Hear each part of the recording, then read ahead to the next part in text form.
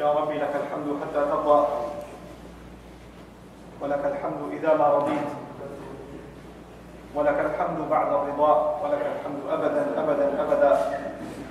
الحمد لله الذي أنزل على عبده الكتاب ولم يجعل له عوجا، والحمد لله الذي لم يتخذ ولدا ولم يكن له شريك في الملك ولم يكن له ولي من الذل، وكبرت تكبيرا.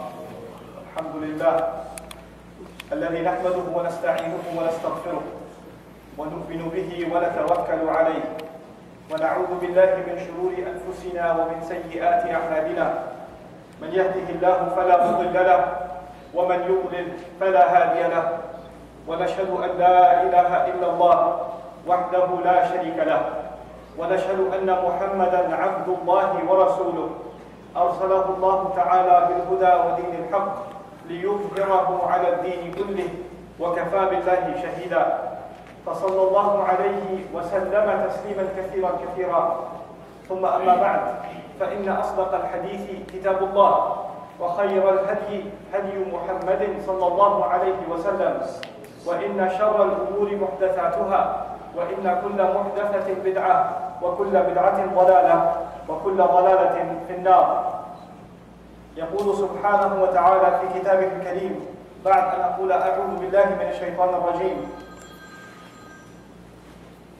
وكذلك نري إبراهيم ملكوت السماوات والأرض وليكون من الموقنين. وأيضا يقول سبحانه وتعالى: وتلك حجتنا آتيناها إبراهيم على قومه نرفع درجات من نشاء إن ربك حكيم عليم. رب اشرح لي صدري ويسر لي أمري واحلل عقدة من لساني يفقهوا قولي.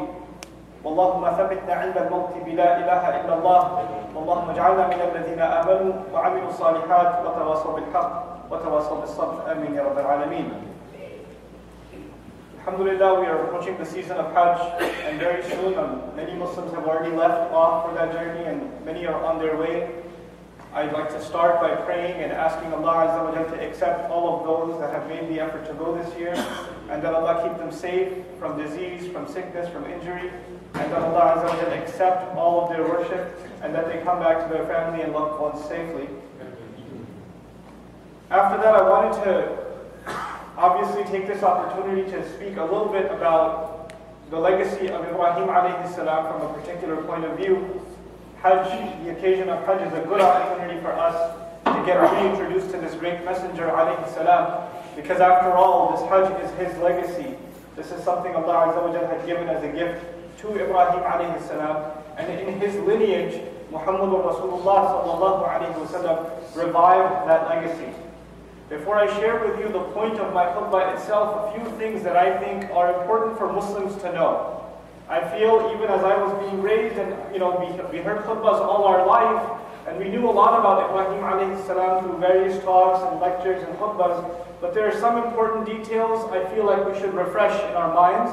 So I'll start with those few things that often get overlooked, and then inshallah ta'ala I'll talk about the ayat that I'd really like to share with you, and a common misconception that even Muslims have sometimes about Ibrahim alayhi salam. The first thing I want to share with you is when Rasulullah sallallahu alayhi wa sallam started praying in the direction of the Qibla. When he started praying in the direction of Al-Kaaba, the Jews of Medina were very offended.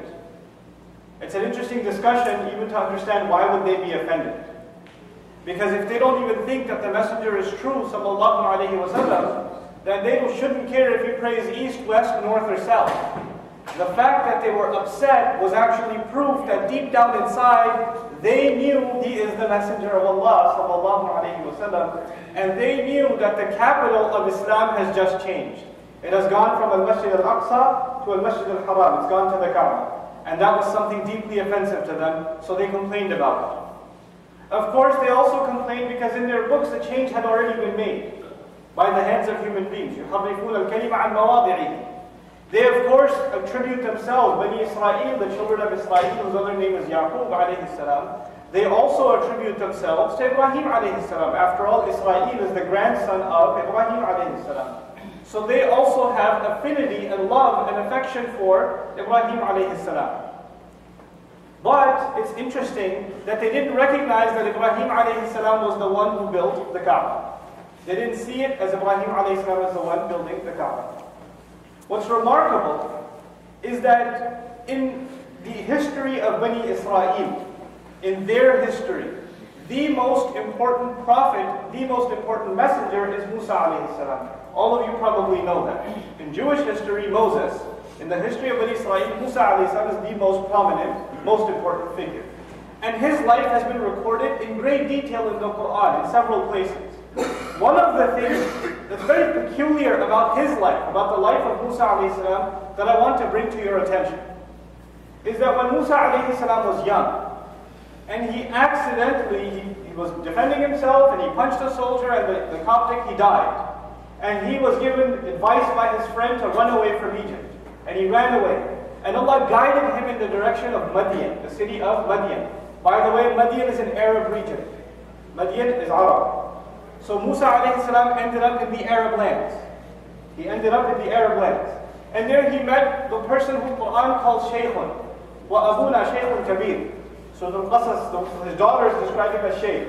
Some ulama believe that it's Shu'aib alayhi salam, others have criticism about that. There's a difference of opinion who that person was. The fact that we know for sure, Allah Azza wa Jalla did not mention his name. He just calls him a Shaykh of Madian. So we'll leave it at that. But that's not the point I wanted to make.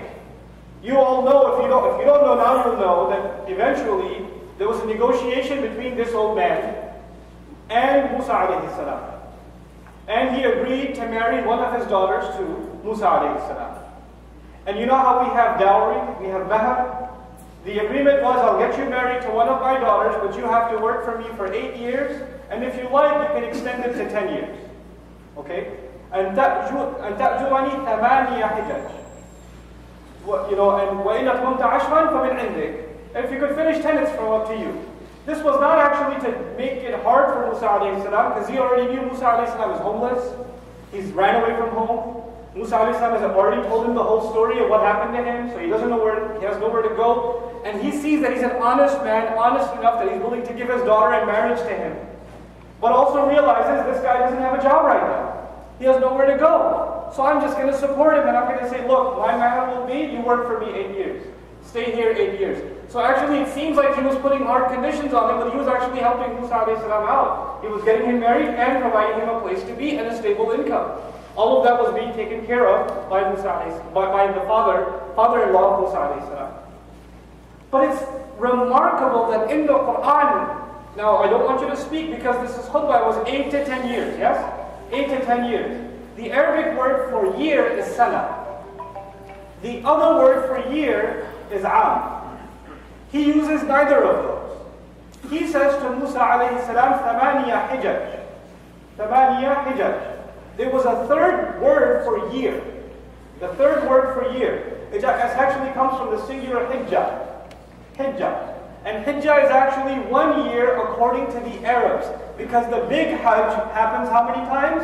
Once a year. So they actually mark a year by every Hajj. From ancient times, they used to call year by hijjah. By hijjah. And the fact that Allah mentions that in Musa alayhi salam's life is important because we are learning even Musa alayhi salam, the father, if you will, of Judaism, of Bani Israel, the main messenger of Bani Israel, knew about the Hajj. Even he knew about the Hajj. And that Hajj can only be at the Qibla because the Arabs only knew of Hajj at the house built by Ibrahim alayhi salam. So the argument we have from Quran is that even your most important messenger, alayhi salam, first of all, he married Arabs, and second of all, he knew about the Qibla. So how come you don't? But anyhow, this is one side thing that I wanted to mention about just the historical placement of the value of the Qibla and the criticism of Bani Israel. This can't be the house built by Ibrahim alayhi salam. Actually, in their own history, the evidence for that is there.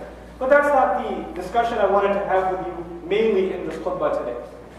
What I wanted to talk to you about today was actually the intelligence of Ibrahim alayhi salam and the unique challenges given to Ibrahim alayhi salam and the unique way in which he had to deal with his nation. And we have to understand that for a number of reasons. Number one, it's if you don't understand it properly, you don't get to appreciate Ibrahim alayhi salam properly. And second of all, if you don't pay attention to Quran, you can come to some very dangerous conclusions. I'll talk about that towards the end. So let's begin. Many of you heard the Sunday school version of the story that Ibrahim alayhi salam looked at the moon and said, oh, this must be my God. And when the moon disappeared, he said, no, I don't like those that disappear. Then he looked at the sun and said, hada Rabbi, hada akbar. This is my God. This must be my God. This must be my master. It's bigger. And then when it disappeared, then he said, and he kept going on this journey, trying to figure out who his God is. But I'm going to add something. And by the way, these are the same ayat, Surah Al-An'am.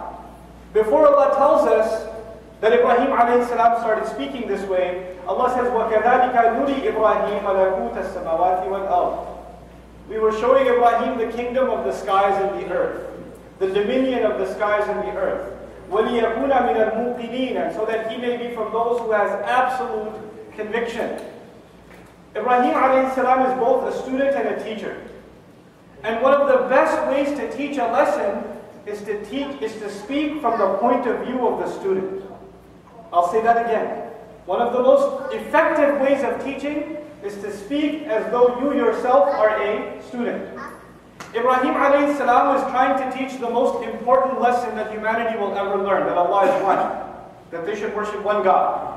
But he's going to teach it from the perspective that even those who worship the sun or the moon, even they can understand. Now, when Ibrahim alayhi salam starts speaking, and he says, فَلَمَّا جَنَّ عَلَيْهِ اللَّيْلِ وَرَأَى كَوْكَبًا قَالَ هَذَا رَبِّي. When the light fell on him and the stars showed up, he said, that's my master, that's my God. فَلَمَّا أَفَلْ, and when they disappeared, morning came, he said, I don't like those that disappear. Ask yourself this question. Ibrahim alayhi salam, one of the most intelligent human beings that ever lived. He doesn't know that by morning he's not going to be able to see the stars. He hasn't seen stars before. This is a demonstration. This is not his own discovery. He's not going out and saying, God, that must be God. Those stars are amazing. And then morning comes, he goes, where'd they go? I can't believe this. I can't worship those. That's not what he's doing. It's not like he was shocked by the morning and the disappearance of the stars. He's demonstrating how silly it is to worship something that has a flaw, that changes, that's imperfect, that doesn't last. He makes another demonstration. Al-Qamar, the moon's rising up and it's brilliant. And when it's set again, it disappears. He didn't say the same thing again because he's already said, I don't like things that fall apart or disappear. This time he says, if my real master, if my real God doesn't guide me, I'll become from the lost nation.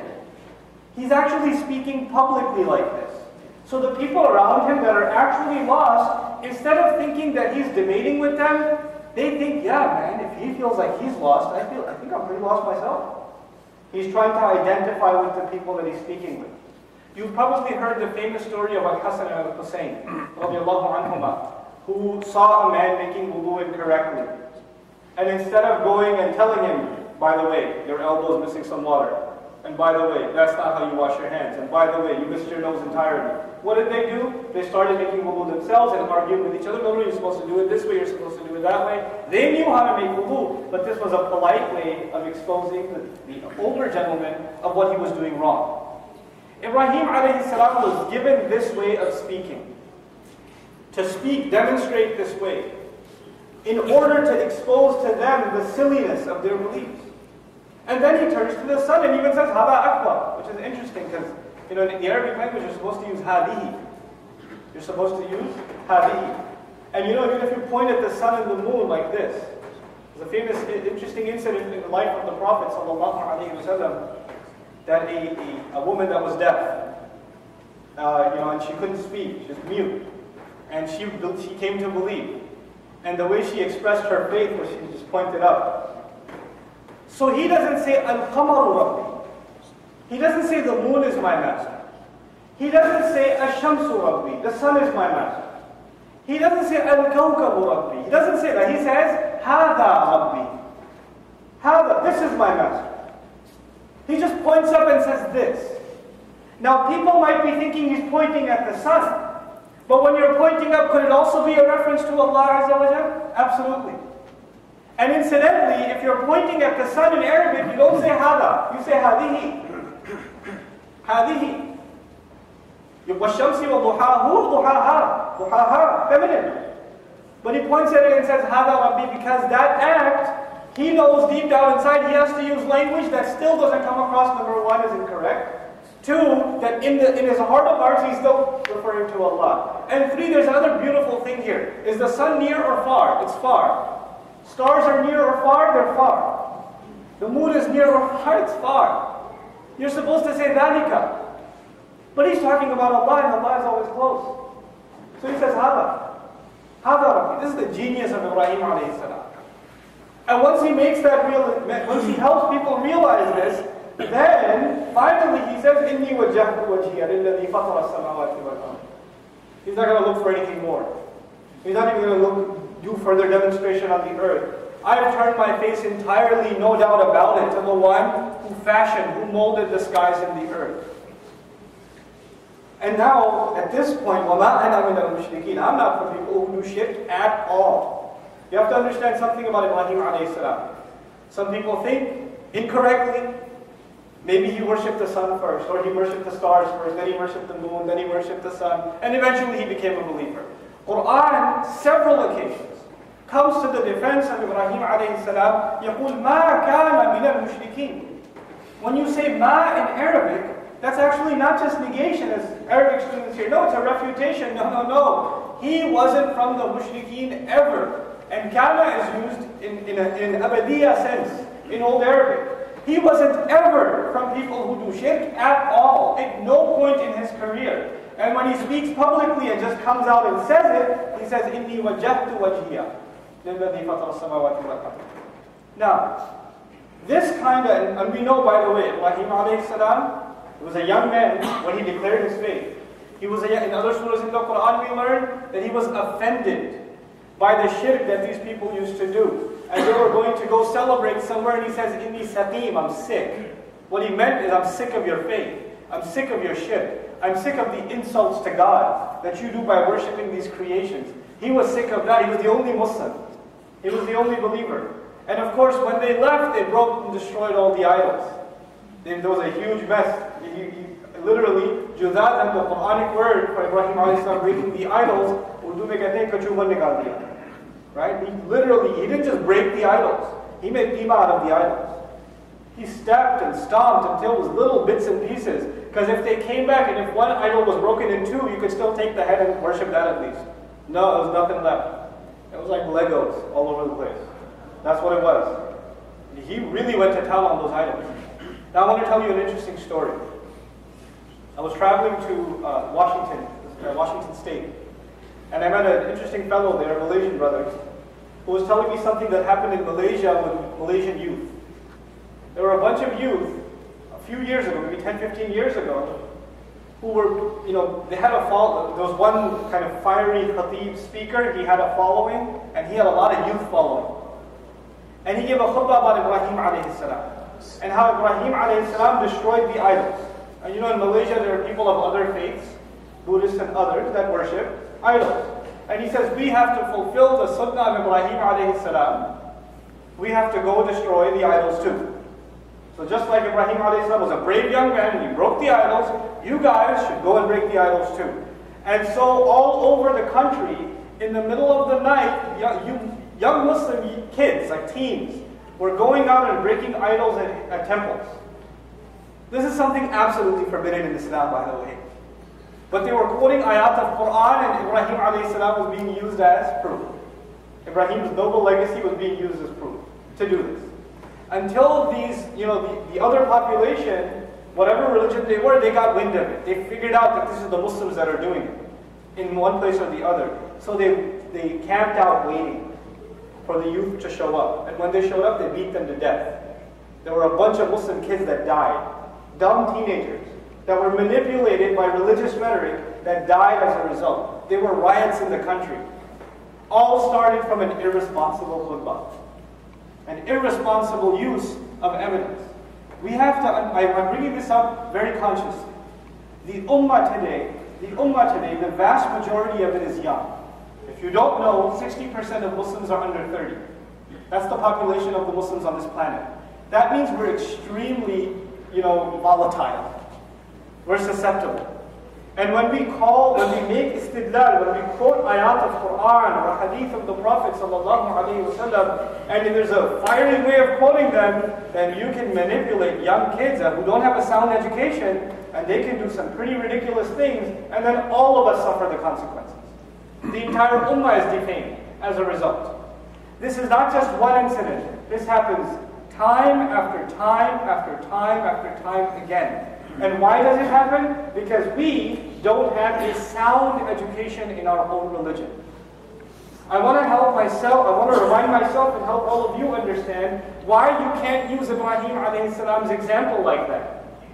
Why can't you? Well, he did it. Quran says he broke the idols. Why can't we go break them? Why can't we sit next to, a Christian friend and say, by the way, Jesus, yeah, he's my God. No, actually, he was sacrificed. No, he's not my God. And you're trying to do Ibrahim alayhi salam style of argumentation, and then finally say, hey, are you Muslim now? And then you come back to me and say, I tried the whole Ibrahim alayhi salam thing with my Christian friend. It didn't work. I pretended to believe in Jesus and all of that, and then it didn't work. I don't know. I started by saying there are two ayat in this passage. They're very powerful. Two ayat in this passage. At the beginning, كَذَلِكَ نُرِي إِبْرَاهِيمَ مَلَكُوتَ السَّمَاوَاتِ وَالْأَرْضِ. Towards the end, وَتِلْكَ حُجَّتُنَا آتَيْنَاهَا إِبْرَاهِيمَ. That, in fact, is the way of making an argument we specifically gave to Ibrahim alayhi salam. Ibrahim alayhi salam was given a very particular way of dealing with that nation. And there's a reason for that. He had no followers. Zero. He was the only one that's going to believe in that tribe. And his legacy was going to go on. It was much bigger than that. They finally caught him. They accused him. He actually made them even angrier when they caught him. Instead of being scared, he said, Kabir. Ask the big one. Kabira minhum. Ask them, because the axe is probably by him. So, you believe in him, right? So they got even more angry. They decided to throw him into a fire. You know how the story goes. But the rest of the legacy of Ibrahim alayhi salam, the doors to that are opened by this incident. This is something particularly given to Ibrahim alayhi salam. Ibrahim alayhi salam's legacy, if you want to say, well, Ibrahim alayhi salam did it, we should do it. Well, he did a lot of other things like jumping into a fire. He did a few other things, like putting a knife to his own child's neck. Those were tests specific to Ibrahim alayhi salam.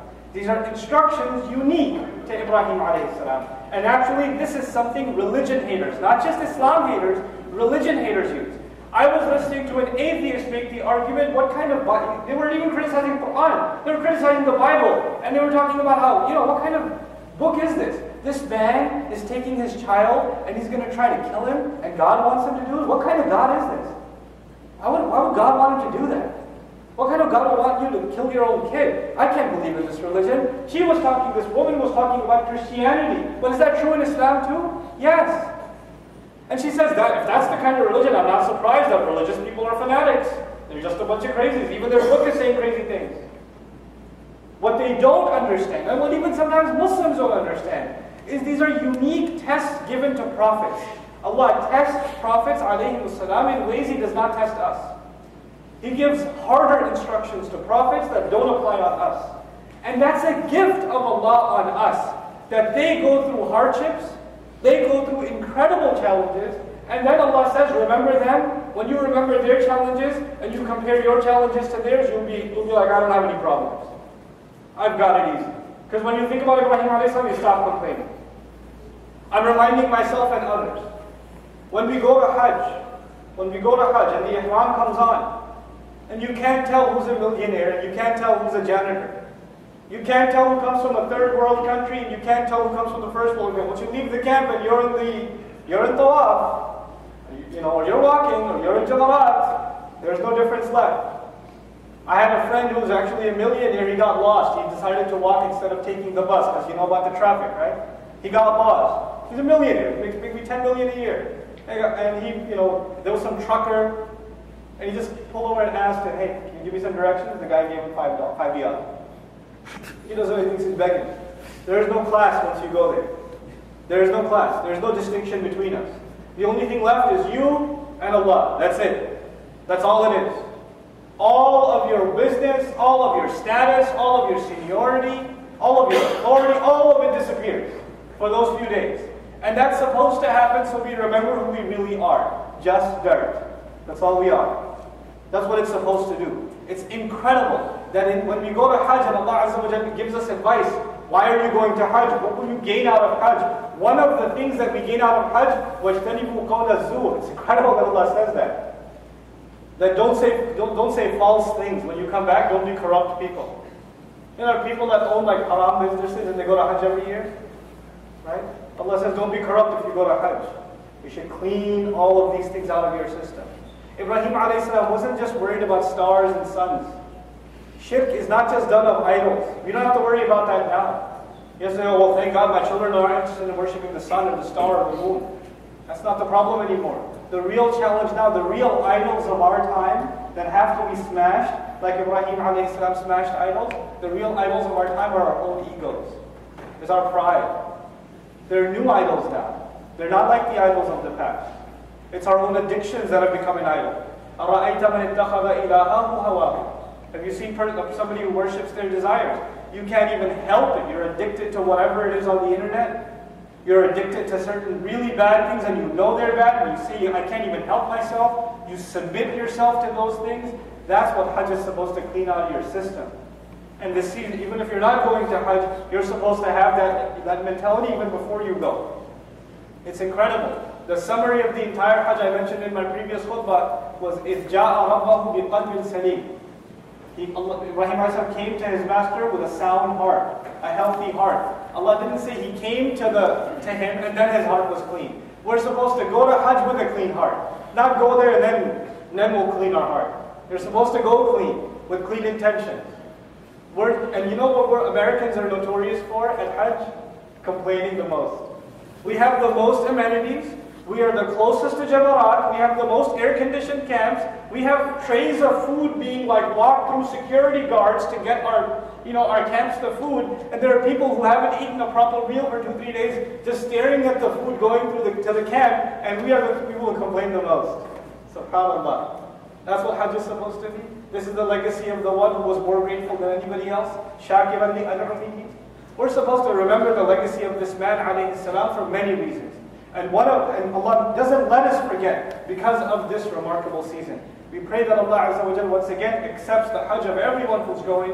May Allah Azza wa Jal give all of us who haven't had the opportunity, the health, the means, the provision, that Allah provides us, the gifts, the rizq, that we are able to go visit His beautiful house and cleanse ourselves. May Allah Azza wa Jal make us of the people whose hearts have turned to Allah and they've turned to Him in full sincerity and have decided to change themselves even if they don't get to go to Hajj. بارك الله لي ولكم في القرآن الحكيم ونفعني وإياكم بالآيات والذكر الحكيم.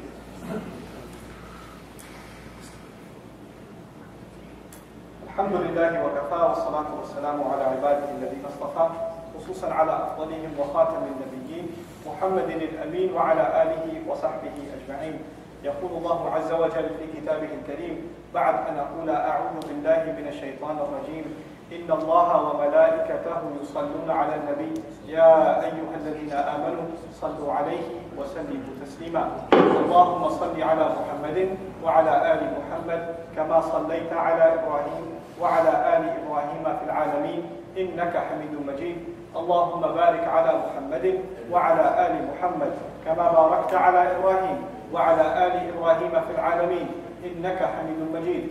عباد الله رحمكم الله اتقوا الله إن الله يأمر بالعدل والإحسان وإيتاء ذي القربى وينهى عن الفحشاء والمنكر ولذكر الله أكبر والله يعلم ما تصنعون. أقم الصلاة إن الصلاة كانت على المؤمنين كتابا موقوتا.